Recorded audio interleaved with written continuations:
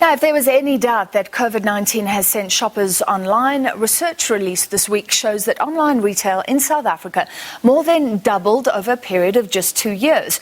A study conducted by World Wide Worx with the support of MasterCard, Standard Bank and Platinum Seed shows that online shopping grew in South Africa last year by 66%.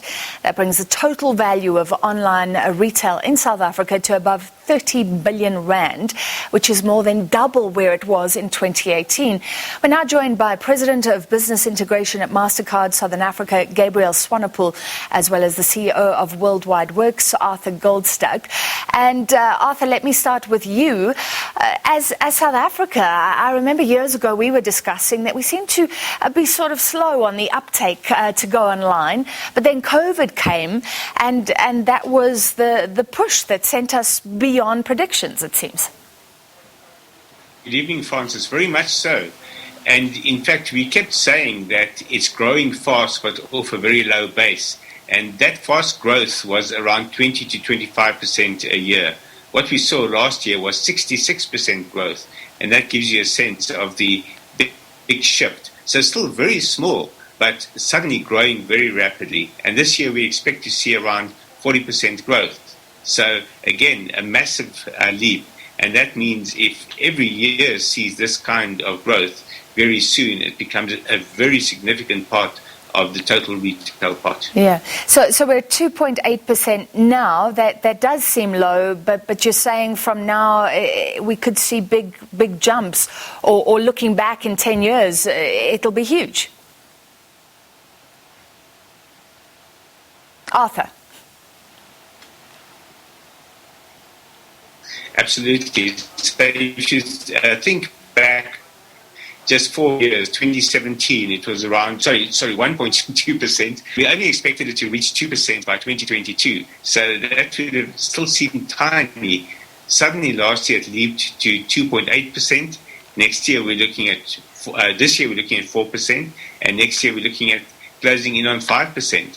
So that suggests that by the end of this decade, it's going to be probably well over the 10% mark. Yeah. Gabriel, then to you. So MasterCard, I understand, was doing research in November, already finding that people were tending to shop online, some who hadn't before. Do you know what they're buying? What trends are you seeing? Presumably Netflix subscriptions, things like that, going through the roof. Good evening, Francis, and thank you for the opportunity to talk with you. Yeah, we've seen it's been an incredible time since the beginning of the lockdown to see how consumers exercise choice. And, you know, when we look at the categories, there are some categories that you expect to see, you know, with data and mobile top-up coming in at 81%. But then, you know, also clothing picking up at 56%, online shopping as opposed to, you know, in-store face-to-face. With groceries just slightly behind it at 54%. And I think that, you know, as we went into lockdown, people were forced to look at alternative means of entertainment. And, you know, we saw a surge of 75% of respondents watching television, you know, pay movies online. And also 52% surge in people spending money on virtual experiences. So it's just a massive opportunity for existing brands and businesses to tap into these areas and diversify their offerings. Yeah. But staying with you, Gabriel, I mean, I'm surprised people are buying clothes online. I thought there was always a reluctance around that. And then what does that mean for traditional retailers? We talk about pivoting. Are these habits, buying online, going to become entrenched over time? Could we go back to shopping more when things die down, when more people are vaccinated? Do you know where it's all going? You know, I think the reality of let's call it the new normal, is that customer preference trumps everything else. And the customer wants to be met where they want to shop, how they want to shop, and in the channel that they want to shop. And I don't think that it's, you know, it's an optional extra or a binary choice that shoppers exercise. I think predominantly now we will see consumers making the decision of how they want to transact and the channel that they want to use. And so, apart from the phenomenal rise in e-commerce, we've also seen a big rise in QR payments with, an increase of 412% from a PayFast study done last year. And similar types of increases in contactless payments. So I think it's all about customer preference. And I think that the retail community would do well to, meet the customer at the point of interaction of their choosing. Yeah. And Arthur, this research is ongoing. Are you starting to get an idea of where South Africa fits in, though, in terms of global trends at the moment?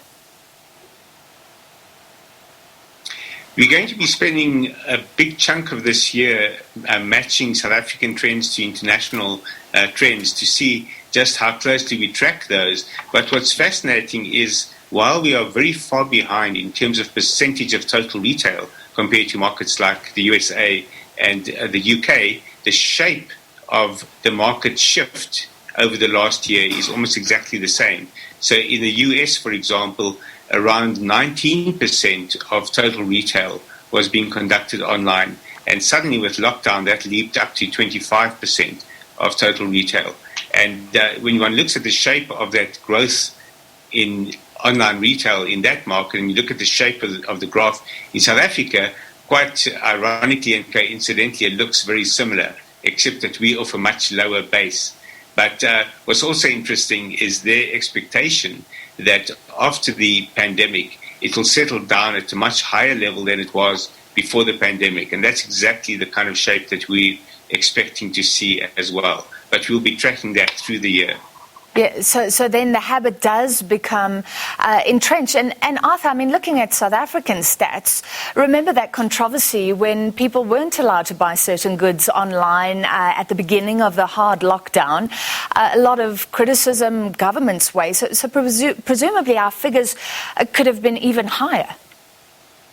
Absolutely. It was quite irrational. And what we found very interesting was when you looked at Stats SA's statistics for quarterly online retail, which literally collapsed at the end of March last year. And into that gap came all the grocery providers. But had that gap been available to all online retailers, we would have seen even greater growth. But what I will say, however, is that the moment it was allowed, all the online retailers leaped in, boots and shirts and short-sleeve T-shirts and all.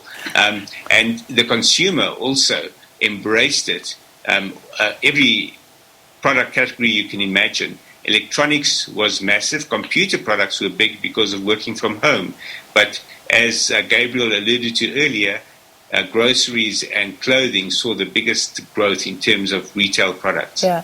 Gabriel, let's end with you and very quickly, what about the economy? The predictions, not great in our case. What does that mean for retail and for online retail? These predictions that we're going to be left behind anyway, and MasterCard as well.